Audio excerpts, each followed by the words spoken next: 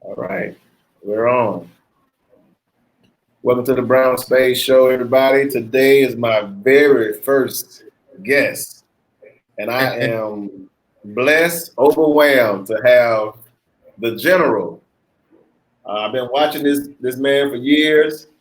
I felt like I made a connection when he said he was leaving Atlanta because I'm from Atlanta, and I've been coming to the DR for a few years. So when I'm listening to your shows and been inspired, and you inspired a lot of other brothers, black brothers, American brothers, others as well, but mostly black brothers like myself. And you help us realize that it can come true.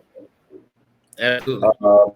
We have Mr. Russell, Taylor Made Dream. How you doing, brother? I'm good, brother. Thank you, man. I appreciate that introduction, brother. Thank you a lot. Yeah, man. When I started my journey, I couldn't find any other YouTuber, black YouTubers who looked like me, especially in the area that I wanted to migrate to. And so I was still living in the Matrix. For those you don't know what the Matrix is, that's what I call the USA. And I just started, I'm gonna start a channel and just take people on that journey with me. But I really didn't even mean to start a channel. I started the channel actually, to be transparent, just to journal my travels, so that way I have something to look back on. And people start picking on the channel for some reason, man. I guess that connection with having a plan B or more options,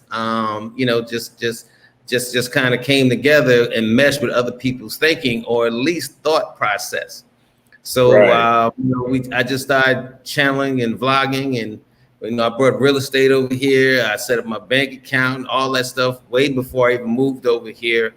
And just letting people know that you can buy property overseas in your own name. You can have a bank account over here in your own name. That there are certain freedoms that you can have over here, like not getting chased and killed by the police, that you can't have in the U.S. But just trying to let people know you have more options than you think, and that blue passport is more powerful than you can ever imagine if you use it. Right. So today's topic is it's called "Does American Dream Still Exist?" And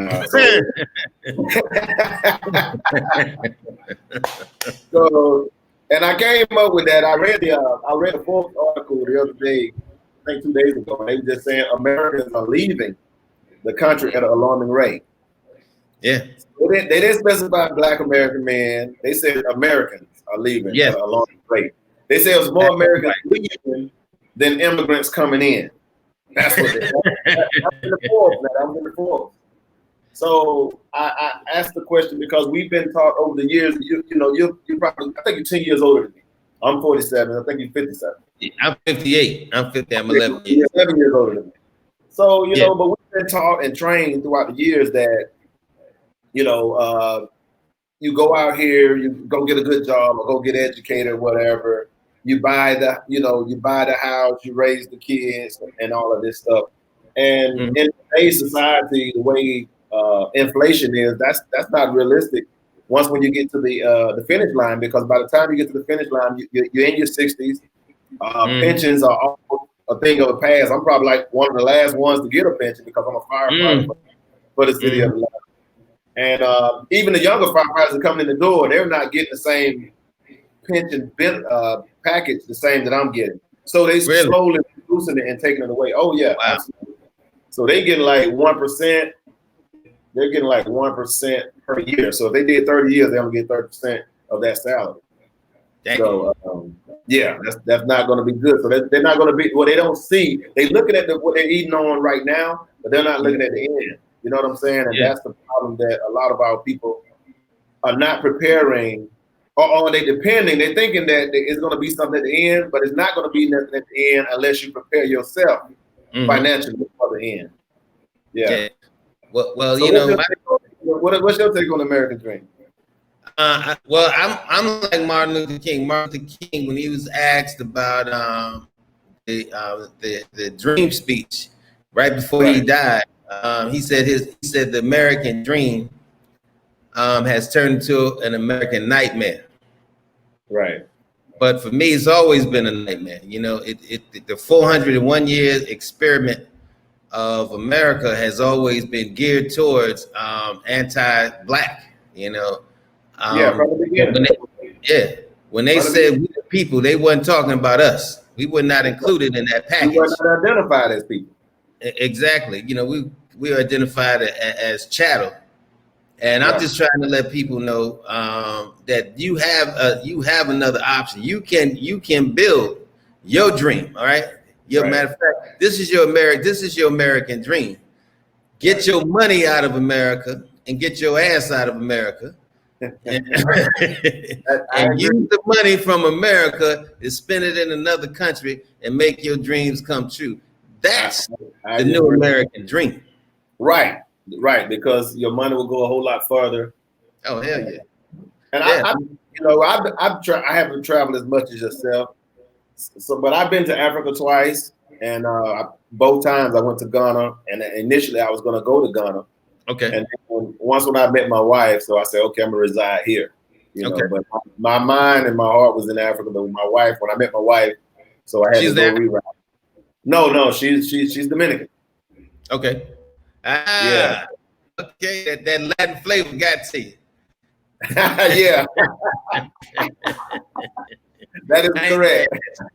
I ain't mad at you. That I came here, man, and I fell in love with the place. It put me in the mind of Africa, the way the humidity, the way fruits and vegetables grow naturally around. You know, it's right there at your reach, at your convenience. Yes. So it had the same spin, but that Latina thing just had a nice extra spin to it. But see, this is the best thing, man. It's like you get that Latin flavor, but you still get those sisters. I love myself a sister. You know, I love myself a melanated woman. I would not want to deal with another woman, and because she speaks Spanish, she's still melanated to me. So I'm good with it. So I understand exactly where you're coming from. Right, because a lot of people don't understand that as far as African concerned, like 90% of Dominicans have African blood in them. So absolutely, shit, Haiti is right next door. You know they got a lot of Haiti blood. Whether they know about it or acknowledge it, that's one thing. But the truth is the truth. Yeah, all you gotta do is look at that melanated skin, and that's one of the reasons that I moved here to the Dominican Republic, because I didn't want to live. And I'm just gonna be straight honest with it. I don't want to live. I wanted to live around people who look like me. I did. Right. I didn't want to live around people who the majority did not look like me. Right. And and if you go to America, that's all across America. So and it's not that I'm not. And my pro-black don't make me anti-white. You know what I'm saying? It just makes me pro-black. You know, so, when another white dude tells me, "Hey man, I'd rather live around white people," I ain't got no issues with it. No, I'd rather live around black people. And we as African Americans, we got to stop being sensitive to a lot of stuff. No, that's their preference. That's their preference. You can't make nobody like you. No, and there's nothing wrong with that. But the thing is, I think we take issue and we try to appease and try not to step on anybody's toes, because we don't want to say, hey, well, that sounds pro-black. Well, ain't nothing wrong with sounding pro-black. Right. And like I tell people, pro-black don't make me anti-white. I got white friends. I got white friends that I could, call, and I know if I need something, man, they're gonna be there for me. And the same here. I'll do the same for them. Right. But they know exactly where I stand at the same time. I love my melanin. I love it in my skin. I can't get enough of it. I stay in the sun as much as possible. I love my melanated women, just like I love my goddamn alcohol. By the way, cheers, brother. Cheers, brother. Salud. Saludos. Yeah. But that American nightmare, man, it's not real. It's not going to be what they think it's going to be when they reach the finish line. Again, I'm not trying to sound I'm not trying to sound anti-American or nothing like that. I'm just saying it's getting expensive. And it's real expensive. And you're not going to be able to afford to be there. I mean, we can just look at Atlanta alone. Most of those black people in 10 years, they got to leave the city. No, absolutely. But this is the thing, man. Everyone should examine their options. Everyone should have a plan B. It is only intelligent to have an exit strategy, to have a plan B. You know, that's why you have an investment account. That's why you have a rainy day account. That's why you have a tire in your back car. In your back trunk, so that in case you get a flight, a flat, you need a plan B. And for those who putting all their eggs in America, and I'm gonna ride and die, then honestly, I'm gonna tell you here and now, I think you're a fool. Right, I think so too. I think you're a fool. Straight up. I think so too. And I think that, and when I look at us as a group, we're the only ones that don't have. Well, we have an outlet, but we choose not to accept it. Everybody else, every other ethnic group can say, okay, I'm American, but I got a tag in me, and I got a cousin live over there, so they can go over there and catch that flight and get over there. Or I got a cousin that's British, or I got a cousin that's Canadian, or something like that. We the only ones that don't want to. And again, I'm not saying you got to leave, but just have another route. So just have another place you can go to, a second place called home, other than America. How about that? Well, I agree with you, but I'm gonna take it a step further. I say leave. Why are you staying where you're a target? Why are you staying where there no matter what you achieve? Barack Obama sat in the White House for 8 years, and what they called him the whole 8 years, a nigger. Right. You know, I don't even use that word unless it's in content, so I want people to know that. Right. But that's what they called him. Malcolm X said, "What do you call the most educated black man? A doctor, not a doctor, not a lawyer, not a great mathematician. They call him what? A nigger." Right. So why would you want to stay in a country that thinks of you as a second-class citizen when you can have first-class service somewhere else? Nina Simone said, the great singer, when they asked her why did she leave America, she said because she wanted to live free. And they asked her, what did freedom mean to you? And she said, freedom is to live not in fear. Right. He says, I'm not in fear here. And just like Nina Simone, I'm not in fear here. When I get stopped by the cops when I'm driving, my heart don't start racing. I'm like, oh man, let me make sure I got, a couple of 100 pesos, get a guy lunch so I can get on about my way, because all my papers and stuff is straight. Right. And people say, oh man, well, they want to exploit you or whatever like that. I tell people, listen, $5 beat a bullet any goddamn day. So you can exploit me all day long. You know what I'm saying? If it costs me $5 to buy somebody lunch, what the hell I care about that? But the thing is, man, not to live in fear. I mean, and then why is it only Black Americans who have to teach their children, have that talk, about the color of their skin, about how people are going to look down on them, how teachers are going to say things that are derogatory, how other people are going to say. I mean, we the only people that got to give our children that talk, And you call that freedom? What I call that is freedom. FREEDUMB. I choose freedom. FREEDOM. Right. I agree. And it's a shame that we have to have these conversations with our kids, but it's unfortunate that we do. And I tell people all the time that even when Obama was in office, and it's nothing, we have to understand that one person doesn't control. One person don't make a difference in everybody's lives. That's what we have to. We got that false notion in our head. If we get a person in office, everything gonna just be cool and hunky dory. That's not a reality. Yeah, the one exception don't make norm, and that's what we have to understand. Whether you like black people or don't like black people, that one person not gonna change your life. You still gonna have to take yourself to work every day. Yeah, and even you can even see he was under the thumb of everybody else, man. I mean, listen, Barack Obama. Yeah, he was a good president for America. Absolutely, he was the best choice. Classic guy, but he was put in place to push someone else's agenda other than our own. Is that safe? Exactly. And let me say this: when Barack Obama was president, he put out 3 separate policies that directly affect the Latino community. He put out 2 separate policies that directly affect the LGBT community.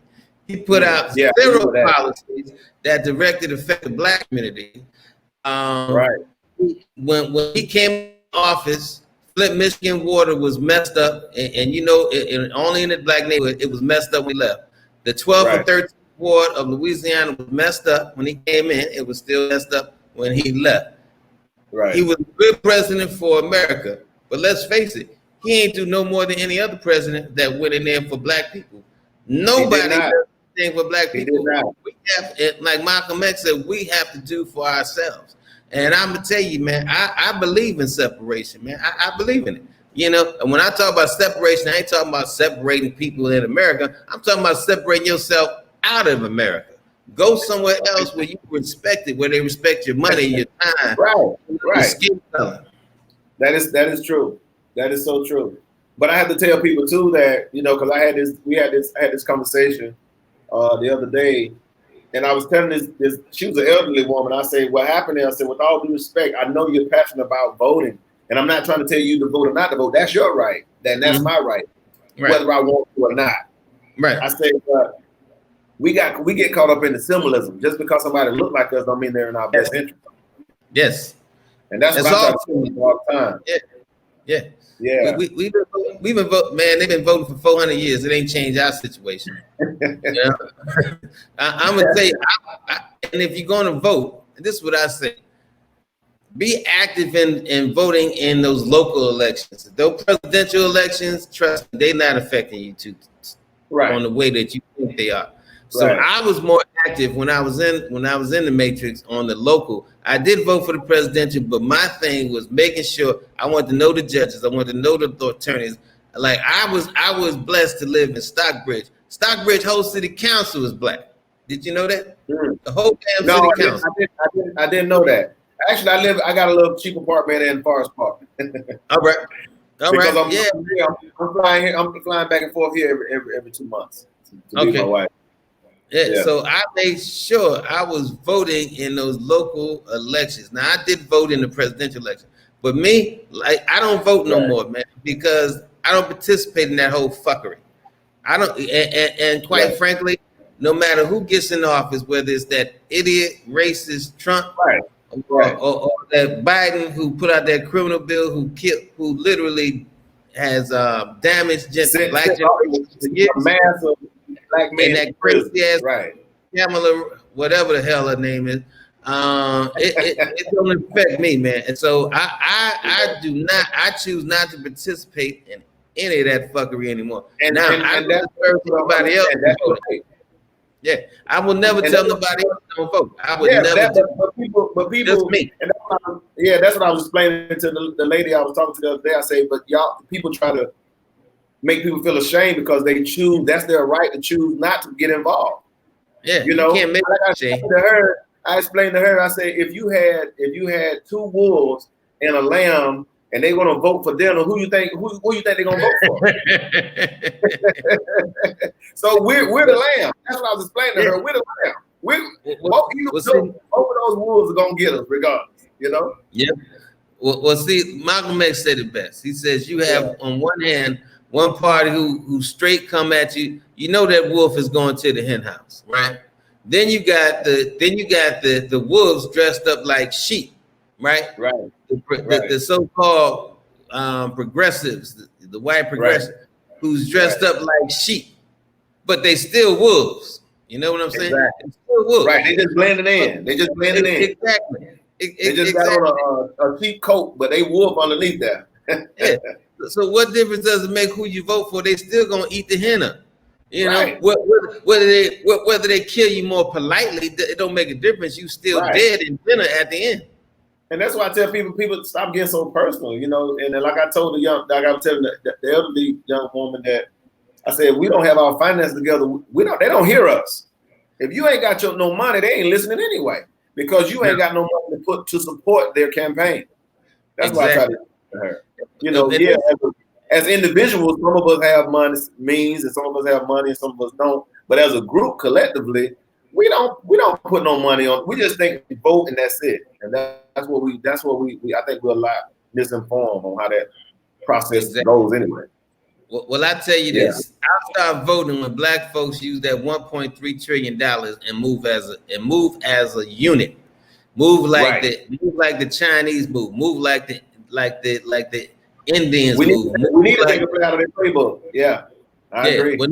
When Black folks start moving like that, I'll start casting more votes. Until then, I ain't participating in the fucking. I say the same. You know, but yeah, man, we have definitely got to wake up. But for me, I mean, made my plans are already made. I'm just waiting on time right now. You know? All right. Yeah, but you're using your time wisely. I'm using my time, but I don't want to say the date I'm leaving. I don't want to say the date I'm leaving because I'm sneaking out of that bad boy. You know, they might be quiet. Keep it quiet. They know I'm leaving. They just don't know when. You know. Yeah. Hey, listen. Sometimes that date may even surprise you because they knew I was leaving too. But I wasn't actually supposed to retire. Right. Well, I did a 4-year early plan, and when I got up the morning I decided that I was out. I got up that morning. I put on my suit like I normally do every day. Drive to work. I had no intentions on leaving that day. I walked inside the building. You know, because I used to work for the TSA in the Federal Security Building. Walked in there, did my little ID tag to get into certain parts of the building. Okay. I walked down this corridor. I saw my cubicle, and I said, "I can't do this no more." You was at the airport? It just. Nah, I didn't work in the airport. I mean, we were connected to the airport, but it was called like the Eagle Group. That's like the administrative branch of the people in the airport. So the people who worked over there in the administrative branch basically was the bosses for those who worked in the airport. Put it mildly. Because that's where all my staff was. At the airport. You just said you couldn't do it no more. So you just turned basically you came. I had my briefcase. I had my laptop. I'm in my suit. I'm looking good. And man, when I saw that cubicle, I just said, I can't do this no more. There was no pre-thought. It wasn't like I thought about it the night before. I thought about it in the car. It just hit me when I walked in there, and I said, "Man, this is the example of insanity to keep doing the same thing over and over again, expect different results." And I went right past my cubicle. I dropped my briefcase off, and I told my boss I need to talk to him. And he went in the office, and I said, "Hey, I can't do this no more." He said, "What do you mean?" I said, I can't do this. I can't do this cubicle no more. I'm out." I said, I'm going to HR and find out what the hell I need to do, what papers I need to file. I can't do it. And he was like, "Well, hold on, wait. I said, "There's nothing to talk about. I can't do this no more. This is I'm choking. I can't breathe. I feel like I'm losing my mind. I can't do it no more." And that was October 16th, and I never looked back. That was October 16th, 3 years ago, man. At 2017, and I never looked back. Never looked back from there, brother. Never looked back. That was it. I was watching. I can recall watching your videos when you had your house and now you just slowly getting rid of stuff. And I was like, man, I'm taking mental notes. I'm like, okay, so when my time comes, I gotta do this, So here I am now. I got most of my stuff out of the way. I just sold my bedroom before I came here. And so now I bought the same day I got my money. I went and bought a blow-up mattress just so I can rest my head, you know, because I got, like I said, I got my plan together. So. You got one upstairs. Yeah, you have to be comfortable before you become comfortable. That's what, and that's what's wrong with a lot of them. We get too comfortable, and then you're not able to make a decision. So make yourself uncomfortable. You know? Mm-hmm. No, absolutely, brother. You got to be prepared, but at the same time, man, you know something. When that spirit moves you, I tell people, listen. Listen. Even when I went to HR, man, they told me, listen, Russell, if you wait 19 months, you add an extra $300 onto your retirement. Yeah, so I thought about it for all of 6 seconds, and I told them 19 months is a long damn time. No, process me out. But since then, some things have happened where I was able not only to replace that 300, but to put a couple of $1,000s on that 300. So and if I had stayed around, I would have missed the big picture, chasing the small one. Right, and that's what we do the jobs. A lot of employees don't understand, man. They think when they carry in front of us, and, man, you're gonna miss this, you're gonna miss that. But like you said, one of the things you said important, you gotta listen to your inner voice telling you, "Hey, man, this is it. You better go." You know, and you never know what's ahead. You never know what's at stake. But sometimes you just gotta go on that, because your inner self ain't gonna lead you wrong. My mom used to tell me, listen to the inner voice in your head. They tell you something, you need to listen. Yeah, you're right, man. You got to believe in yourself. I mean, some people call it divinity, some people call it faith, some people call it spirit, I call it ancestors, whatever you want to call it. I think ancestors, I like to use the term ancestors. I'm okay with that. Yeah. Whatever you want to call it, when it tells you to move. Yeah. And I've learned to listen to that, man, because I remember one time I was driving up to Tennessee from Atlanta to see a friend. And I was on this really dark road, a long stretch of the highway. I mean, it was like pitch black. And I was in the left-hand lane, and something, the ancestors just told me, switch lanes. And I don't know why, because I'm like the only one on the damn road, but the ancestors hear them say, hey, switch lanes. So I switched lanes. As soon as I switched lanes, man, I mean, within 10 seconds, I rode past a car on his chassis facing me, and the chassis is pitch black. Right. And I seen the lights come out because it was a winding road, so I didn't really catch it until I passed it. And had I not switched lanes, man, I wouldn't even be here having this conversation. So I'm saying that to say, man, listen, when that inner voice, when that, like I said, call it whatever you want. Listen. When it tells you to move. Yeah, move. Don't question it. Move. Yeah. Move. Yeah, man. So, and that's the thing. So, I've been coming down here. I've been coming to the DR for the last 5 years. Mm-hmm. And been married 4 of those 5 years. And, it's been a blessing, man. I'm happy here. I love it here. I love the culture. I mean, my only challenge is, I'm not fluent. So but I get it. I know how to ask for what I want. I know how to, say the stuff I need to do, but I want to be fluent. I want to be able to engage more. Me too. Me too. That's the goal. But every day it gets better. That would not discourage me from being here. That's for sure. It should not. Should not. No, absolutely. And your wife is Dominican, so I mean, come on, brother. Shit. Right.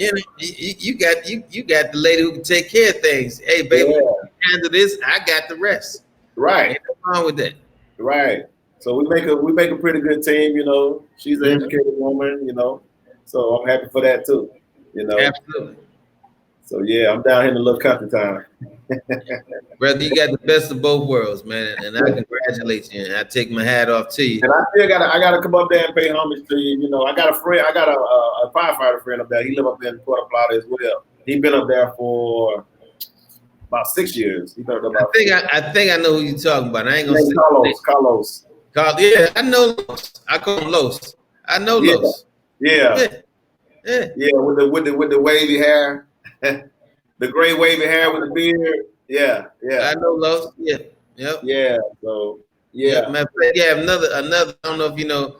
Well, Sherman, he retired fireman, but he retired from New York. So I don't know if you know him, but he got a nice restaurant up here. Matter of fact, he got two.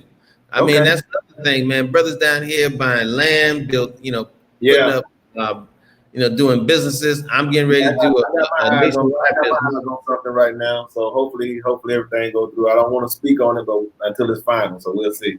Excuse me. Yeah. All right. Yeah. So like I said, I'm getting ready to launch my business down here. It's a nationwide business called DR Legal Help. Yeah. I've been watching you. Yeah. And I gotta get with Ms. Abreu too, as far as getting my citizenship. But we already reached out and stuff like that. So probably at the top of the year. At the top of the year. But when you go for and she'll take you through it. Go for the permanent. Like right now, I gotta actually take my passport down to Santo Domingo on Monday. Make sure that you get the go after the permanent the first time around. Because see, there's two. You can do temporary residency or you can do permanent residency. Right. With temporary residency, now a lot of attorneys, you'll save a couple of coins, right. But then every 5 years you got to keep renewing that shit. Every 5 and pay $500. Because I'm married, because I'm legally married to a Dominican. I can go straight into it. You go straight to the permanent. Oh hell, you get into the permanent process. Yeah, that's what she told me. Oh, you good. But I'm straight into the permanent process too, and I ain't married. Yeah, because as a matter of fact, when was it? Because I was just down here a few months ago. You had to meet up with her in November, and I was supposed to go down, and she said, "Well, Russ will be down here," and I was like, "Yeah," I said, "But I won't be able to make it," So yeah. But I've been reaching out. We've been contacting each other via email. So, but I'm definitely gonna hook up with her, man, because she's very professional. She's on point. And every time I reach out to you've been very, very instrumental too. Nah, she gets things done, brother. She gets things done. That's what I love about Maria. It's going to happen, and she's straight up with it. So, because I've seen some brothers come down here, man. They're like, "Well, Russell, I can save some coins on this." Let me tell you what happened to one brother, man. Somebody said, "Well, I can get you your residency and a driver license for $1,500." So I'm like, "Well, let me see you do it, brother." Right. So they sent him. So it took about 45 days. Right. They gave him his residency. Right. Told him, "Yeah, we working on the other stuff, but we're gonna get it to you." Right. He took it into a store. Right. So he showed them his cedula, right, that he had. Right. They put, they put the numbers in the computer, and they tell him, "This is not good." They said, "What do you mean it's not good?" They said, "The number is not coming up." So this is what happened. This brother, who and whoever the attorney that so-called hooked him up.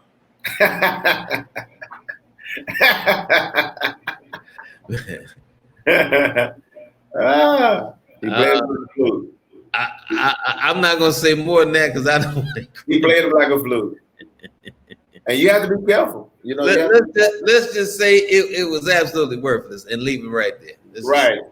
I'm gonna say this. I will say this too. Your idea that you came up with and you collaborated with Ms. Abreu, I think that was a brilliant idea. Absolutely. Because a lot of times people don't understand down here. Nothing is written in stone. You don't know what's what down here. Mm-hmm. When it comes to what's legal, what's not legal, we don't know. Mm-hmm. We're in a different country, ran by a whole different set of rules. So and if you don't know the rules, you can't play the game. No, you can't. Because first of all, you don't know the rules, you don't know the cultures, and then you don't know the laws. Because and people will tell you anything. The cops will tell you something. The locals will tell you something, thinking it's the law, and it's not the law. Right. So you could get duped either way because you get. So by you giving us, introducing us this way, man. For everybody that's just coming down this avenue, setting up shop here. That's a blessing, man. Well, there's a saying. There's a saying. How many ways can you screw a gringo? And the answer is endlessly. Endlessly. Right. That is true. That's very accurate. Yeah, but I employ people, man. Listen, that especially African Americans, that American dream is not real. That American dream, whoever started that plan did not have you in mind. They did not have you in mind. No. Right. And I tell people all the time, and I don't try to discourage people, but I tell people at my job, I say, okay, the average mortgage is 30 years. I said, you can pay that mortgage for 30 years. And then when now it's time to pay taxes, I said, if you're 1 penny short for paying your taxes, 1 penny, they will come and take your house. Yep. So my thing is, if you pay for it for 30 years plus interest, you should never have to pay for it ever again. That's how I feel about it. Yeah, miss those tax payments. They'll have your house up for tax auction. Yeah, for 1 penny. 1 penny short. Yeah. Yes, sir. So I just try to get them the illusion of what's yours is really not yours. That's the point that I was trying to drive to them. Like, look, this stuff ain't yours. You think it's yours. It's not. Don't pay your taxes. You'll find out what belongs to you. Yeah. Well, like I said, the illusion of freedom and freedom. Most black people are living in freedom if they think that they're first-class citizen in the USA. They are truly in freedom. That is freedom. True. That is so true. Yeah. Yeah, brother. So, we have. Huh? No, I was about to say we definitely need to do more strategizing. We definitely need to get our money together, get our finance together. America, I mean, to be quite honest, it's the greatest country as far as to achieve wealth. It's a capitalist country, and let's face it, everything for sale in America, and even most of those people who are the greatest capitalists. I mean, you got some who will sell their goddamn children for a dime. So some have sold the children. Some have sold the children. So I say, listen, go there and make your money, but you don't have to stay there because you make your money there. Right. And matter of fact, if I was to speak to any younger people, man, today, I would tell them to get into what I call laptop lifestyle. Right. Where you get a career that you can do, and all you need is a computer. Right. You can work anywhere in the world. You can work from Bali. You can work from Singapore. You can work from Dominican Republic, Panama, Thailand. That is where you need to focus yourself, because the one thing about the internet, it has even the playing field, right? So you can't blame it on the man, the government, or whatever, because the thing about having a laptop lifestyle, the internet only wants to know, do you have the product or service that I need? And if you can provide that product or service, then you're doing good. If you can go anywhere to another country, you see a need that you can solve, that you have the answer for, you'll make money and it'll run to you. So I try to tell people all the time, look for problems you can solve, look for a career that you can do on a laptop, that you can do in your bed when you wake up in the morning, grab your laptop, sit up, turn on the TV, and you can do in the comfort of your bed. But that is the future. I agree. Yeah, and the pandemic and Trump, man, it was if there's any upside to this whole thing between the both of them, it's that it's created jobs out of that cubicle, out of that building, that office setting. Because if I'm a business owner, and I'm paying $10,000 a month rent, to you know how my business, right? And you know, plus lights, plus custodial fees, plus all the other things that come with it. And I had to send all my people home, and I'm still at least at 90%, right? You know, functioning and making money and doing. Why the hell would I go back in that building and take on another $10,000 a month when I can put that in my pocket and make up for the 10% that I may be missing from sending my people home? Yeah, you're right. Yeah, you're right. So now the owners of these businesses saying, "Hey, we saving more money with staying at home." Exactly. And now New York, man, a lot of buildings in New York, man, a lot of those buildings, they're empty. A lot of them are empty, and a lot of it had to do with the pandemic, but also now bosses are seeing we don't need to be in the office. You know, the office space going to 9 to 5, that's old. It's done. Right. It's done. You know, there are times, yeah, you may have to see somebody in person, but that going to the office all the time, man, let me tell you, that's you know, I think that is old thinking. I think that, like I said, if you were young, you need to think about that laptop lifestyle. You know, matter of fact, I'm even wearing a T-shirt, man. See that laptop? Yeah, go ahead, laptop lifestyle. Take dreams. You know, where you could be on the beach. You know, enjoy the beach, working, doing your thing, being productive, making your money. Hey, that's the new wave, man. And if I was young, for the ones that are not young, you know, you still can, you still get a laptop job. Right. Absolutely, because that's what I'm doing now. I mean, that's what I'm doing now. I'm you know, I'm retired from the 9 to 5, but I'm still working. You know, so I'm still doing my laptop lifestyle. Right. Still doing a little something, being productive. You know, create passive income, and that's the way. You know, that's just a smart way of doing business. That's it. Right. I agree with you totally. You know. So that's the new American trend. Yeah, that's it. We definitely gotta find an outlet. And the crazy part about it is, even my son, I'm like, I try to put him ahead of the game, man. The millennials, they something else. Some of them. I'm like, look, man, I'll pay for your passport, but he's still. I'm like, just take. All you got to do is take a photo. And I've been waiting for my son for 2 years, but I told my wife, I said, if he come here one time, I won't ever have to ask him again. If he come here one time, I won't have to say nothing else again, because again, it's the fear of the unknown.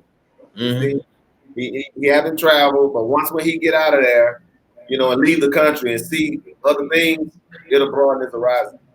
Yeah, well, I'll tell, if I had a son right now, I would tell him, I ain't paying no college fees until you travel overseas, see the world a little bit. I'll give you 6 months. I'll even help you with that. Right. College, you want to go to college and give them all that money to get an education that you probably never use? I ain't gonna do it. But I'll help you out 6 months, travel the world. Right. Go to some places you want to expand your mind, look for opportunities, create some sort of income online. Yeah. And I'll help you out. But that other route, I wouldn't even, I'm gonna tell you, and like I said, and I'm not knocking college. I got a couple of degrees, but they do absolutely nothing for me right now. You know what I'm saying? Yeah. And I don't even know if they helped me out in the past. You say college? College degrees, yeah. Oh yeah, I went to college. Yeah, I went to college. They say college. They say most college degrees are equivalent to a high school. That's how they say. 60 to 63% of the people that go for a particular field never work in that field. Right. And most kids come out with hundreds and thousands of dollars in debt. Yeah, I mean, you know. So how can you get ahead when you $300,000 in debt? You done dug a deep hole for yourself. Exactly. You come out, you be a barista. You know, oh, I'm making $13 an hour. Yeah, but you owe $300,000 in debt. That doesn't make sense. So, like I said, I gotta give my child the education and see the world. Right. Now, I'll be like, $20,000. Go see the world. Right. Go see. That's it. This is what you get. This is your college education. And you spend less than $300,000 for them to travel the world. They can spend less than that. Yeah. Because if I want to take loans out, I ain't signing. I wouldn't sign shit. No, I ain't signing nothing. No, he's a young man. He's 25. I'm not. He in the working field. So. All right. Yeah. Yeah. I'm just trying to get his mind right and try to let him know, hey, this world is bigger than what you think. It is. Yeah. It's bigger than what he thinks, and then once he travels, it's gonna be smaller than what he thinks. Right. Because everything's connected, one way or another. That is so true. That is so true. Yes, sir. Yeah. So, well, we're gonna go ahead and close this up. I know you say you had something to do. I want to thank you for your time, brother. No problem, Mr. Brown Spade. All right, Mr. Russell. You have a blessed day. And this again, thank you for hosting my very first show, co-hosting my very first show. I appreciate it. Let me bring you, introduce you to